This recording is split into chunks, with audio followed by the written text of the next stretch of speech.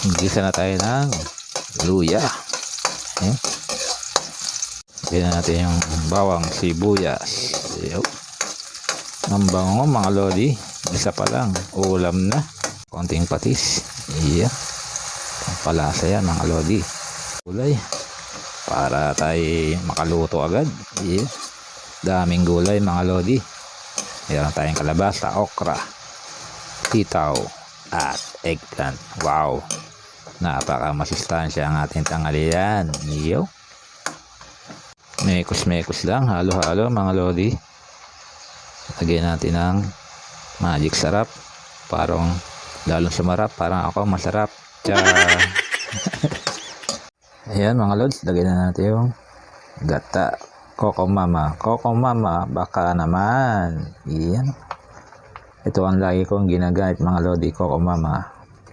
Fresh na fresh yan mga lods. Iyan. Malasa pati.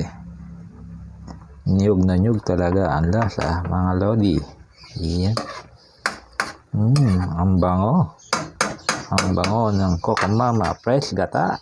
Wow. Yummy yummy mga lodi. Pakuluan natin yan. Iyan. Ayan mga lods, nilagay ko na nating hipon. Pinanghuli ko siya kasi madali naman siya maluto. Iyan. Wow! Pwede ito mga lodi, luto na ating tanghalian. Iyan. Yummy yummy.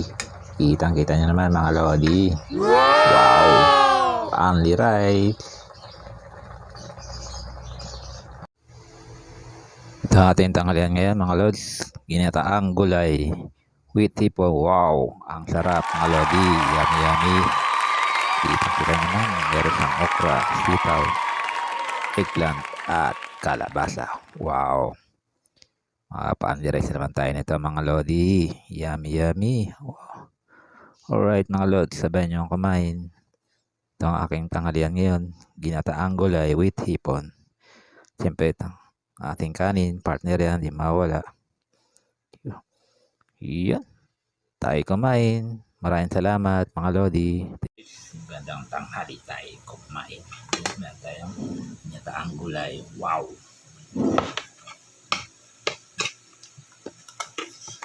Mga gulay mga lodi. Tayo. Ipon.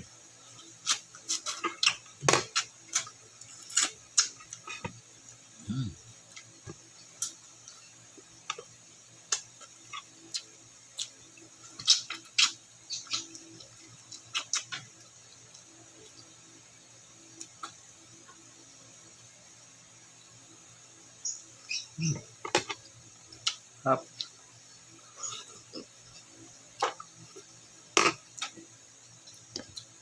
Kaya tayong isda. Buksan natin.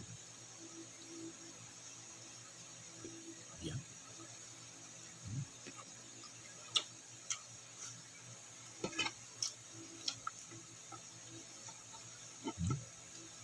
Eggplant, okra. Sarap.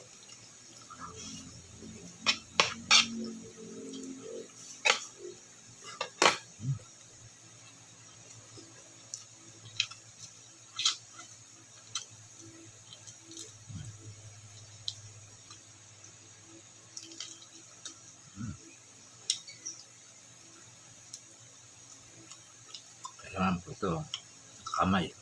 Hindi pwedeng tara. Pwede, mga sanay. Kaya kamay na ba? Bilis, napasok pa. Yan. Sarap ng gulay mga lods. Sarap.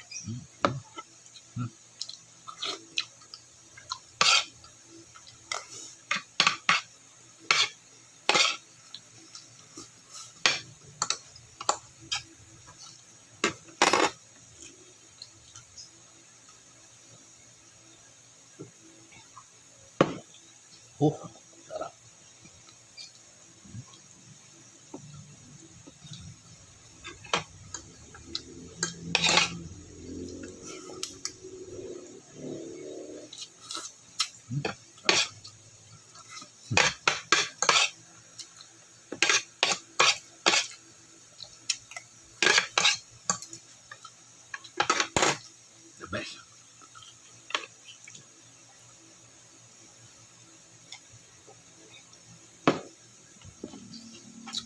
Tayo pipino. Mm. Sarap.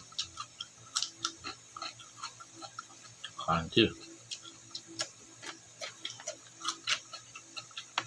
Ganda sa katawan mga lod. Pipino.